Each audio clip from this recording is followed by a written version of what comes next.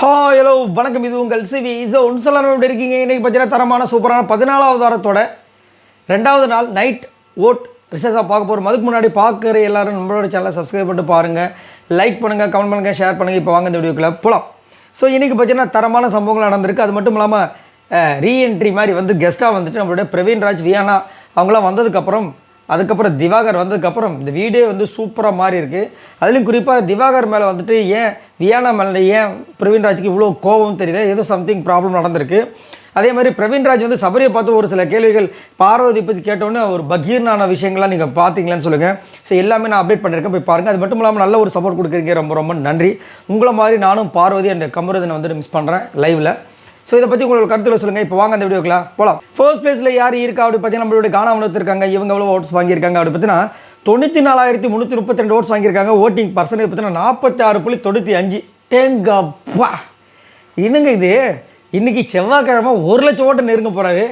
என்னையா நடக்குது அப்படின்ற மாதிரி இருக்குது.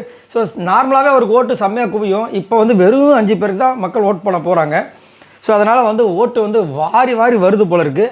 ரைட். அது மட்டும் இல்லாமல் நிறைய இடங்களை பார்த்தீங்கன்னா கமருதனுக்காகவும் பிஜேபி போகிறதுக்காகவும் ஒரு ஸ்டாண்ட் பண்ணுற விஷயங்கள் கொஞ்சம் வெளியில் வந்துட்டு செம்மையாக வந்து போயிட்டுருக்கு. அதனால் வந்துட்டு அவங்களோட ரசிகர்களும் சேர்ந்து இவங்களுக்கு ஓட் பண்ணுறதா வந்து தகவல்லாம் வருது.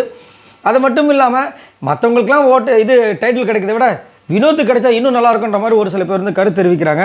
அதேமாதிரி வினோத்தை வந்து இப்போ வந்து என்ன பண்ணிட்டாங்கன்னா ஒரு மாதிரி தனிமைப்படுத்துகிற மாதிரி ஒரு சில விஷயங்களும் பண்ணுறாங்க. ஏன்னா அவர் வந்துட்டு சேண்ட்ரா கிட்ட போயிட்டு அந்த 3 பேர் பேசி அனுப்பிச்சி விட்டது நீ தான் அப்படின்னு சொன்ன விஷயங்களாக இருந்தாலும் சரி. இப்போ கொஞ்ச நேரத்துக்கு முன்னாடி இவருக்கும் சபரிக்கும் லைட்டாக வந்து வாக்குவாதம் வச்சு உடனே வந்து வீடு எல்லாமே வந்து அவருக்கு அகேன்ஸ்டாக குறிப்பாக அரோரெல்லாம் பேசின விஷயங்கள் பார்க்கும்போது அவரை வந்து கொஞ்சம் இது பண்ணுறாங்க. நல்ல வேலை இப்போ ரீஎன்ட்ரி இருக்கிறதுனால வாட்டர்மெலன் சார், இந்த பிரவீன், இன்னும் ஒரு சில பேர்லாம் காந்தி அவங்களாம் பேசுகிறதால அவருக்கு கொஞ்சம் நல்லா இருக்குது. வியானா பேசுகிறாங்க. ரைட். வினோத்தை பற்றி என்ன நினைக்கிறீங்கன்றதை சொல்லுங்கள். 2வது பேச பற்றி நம்மளோட திவ்யா இருக்காங்க. இவங்க எவ்வளோ ஓட்ஸ் வாங்கியிருக்காங்க அப்படி பார்த்தீங்கன்னா 41,585 ஓட்ஸ் வாங்கியிருக்காங்க. ஓட்டிங் பர்சன்டேஜ் பார்த்தீங்கன்னா 20.7. இன்றைக்கி பார்த்தீங்கன்னா மணி பாக்ஸ் 2.0 2 டாஸ்கில் திவ்யா சூப்பராக பர்ஃபார்மன்ஸ் பண்ணாங்க. காலையில் ஒரு டாஸ்க் நடந்துச்சு, ஃபுஃபுன்னு ஊதுறது. அதில் வந்துட்டு ஒரு இது அவங்க தான் வின் பண்ணாங்க. அதே மாதிரி கானா வின் பண்ணாங்க. அடுத்தது பார்த்தீங்கன்னா இன்றைக்கி இப்போ கொஞ்ச நேரத்துக்கு முன்னாடி ஒரு டாஸ்க் நடந்துச்சு. அதுலேயும் பார்த்தீங்கன்னா கிட்டத்தட்ட 40,000 ரூபாய் வந்து அவங்க தான் வந்து வின் பண்ணாங்க. கானா 50,000 வின் பண்ணாங்க. ஸோ அதை தவிர்த்து பார்க்கும்போது வந்துட்டு திவ்யா வந்துட்டு பெருசாக இந்த நாள் எதுவுமே பண்ணலை. பிஜேபி போகிறத பற்றி கொஞ்சம் பேசிகிட்டு இருந்தாங்க. அது மட்டும் இல்லாமல் திவாகர் வந்து ரொம்ப ஃபீல் பண்ணி அழுதார் ஒரு இடத்துல. ஏன்னா அவங்க வந்து போகும்போது யாருமே அங்கே செட் ஆஃப் பண்ணுறதுக்கு நீங்கள் இல்லை.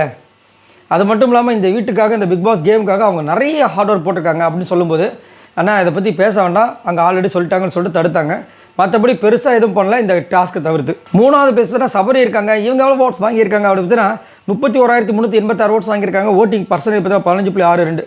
ஸோ சபரி கண்டிப்பாக வந்துட்டு டைட்டில் வினராக வரணும்னு சொல்லிட்டு ஒரு பக்கம் வந்து ஒரு சில பேர் என்ன சொல்கிறாங்கன்னா டைட்டில் வினர் வந்துட்டு சபரி ஆகவே கூடாது அப்படின்ற மாதிரி ஒரு சில பேர் வந்துட்டு சொல்லிட்டு இருக்காங்க. அது மட்டும் இல்லாமல் பிரவீன்ராஜ் திடீர்னு வந்து சபரியை பார்த்து சபரி ஆக்சுவலாக வந்து கானாவனத்தை காமிக்கிறோம், கானாவனத்தோட அந்த முகத்திரை கிழிக்கிறன்ற மாதிரி ஒரு விஷயத்தை பண்ணியிருப்பார். என்னென்னா ஆக்சுவலாக இவரும் கமருதீன் வந்து அந்த டிடிஎஃப்லேருந்து ஜம்ப் பண்ணுற டாஸ்கில் வந்து லாஸ்ட்டாக வந்து கமருதீன் தோற்றுருப்பார் இவர்கிட்ட. அதை வந்து வினோத் சொன்னதாக சொல்கிறாரு. என்னென்னா அவங்ககிட்ட போய் தோத்துட்டுப்பார் அப்படின்னு, ஏன் நான்லாம் ஜெயிக்கவே கூடாதா அப்படின்ற மாதிரி சொல்லும்போது, அதை சொல்ல வரும்போது பிரவீன்ராஜ் வந்து இல்லை எனக்கு தோணுச்சு அந்த ட்ரையாங்கல் டாஸ்கில் எதுக்கு வந்து விஜய் பார்வதி கண்ணை வந்து அடிச்சுட்டு அப்புறமா வந்துட்டு நான் முதல் பண்ணல் தெரியாமல் பண்ணேன்னு சொல்லிட்டு அப்புறம் வேணுன்ட்டு தான் பண்ண ஏன் சொன்னேன் அப்படின்னு கேட்டோன்னே அவருக்கு மூஞ்சே ஒரு மாதிரி ஷாக் ஆகிடுச்சு. என்னடா இது எப்போயோ நடந்தது இப்போ எடுத்துகிட்டு வராங்கன்னு சொல்லிட்டு. ஏன்னா இப்போ எல்லாமே கொஞ்சம் பதட்டமான சூழ்நிலை தான் இருப்பாங்க. ஏன்னா அடுத்த வாரம் வந்துட்டு ஃபினாலே வாரம் அப்படின்னும் போது கண்டிப்பாக வந்து எல்லாருக்கும் பயமாக இருக்கும். அவருக்கும் மூஞ்சில் ஒரு மரண பயம் இருந்துச்சு.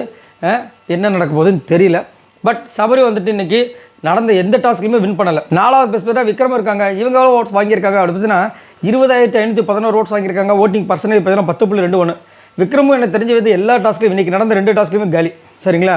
அது மட்டும் இல்லாமல் விக்ரம் வந்து எனக்கு வெளியில் சப்போர்ட் பண்ணுற மக்களுக்காக நான் இனிமேல் ஆடுறேன் அப்படின்ற மாதிரி ஒரு சில வீர வசனம்லாம் பேசுகிற மாதிரி இருந்துச்சு.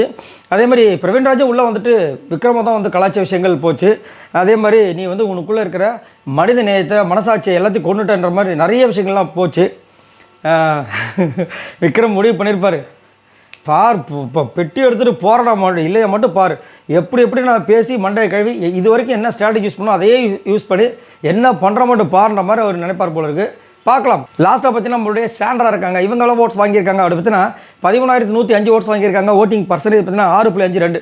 ஸோ சாண்ட்ரா பயங்கரமாக வந்துட்டு பர்ஃபார்மன்ஸ் பண்ணணும்னு சொல்லிட்டு தான் இருக்காங்க.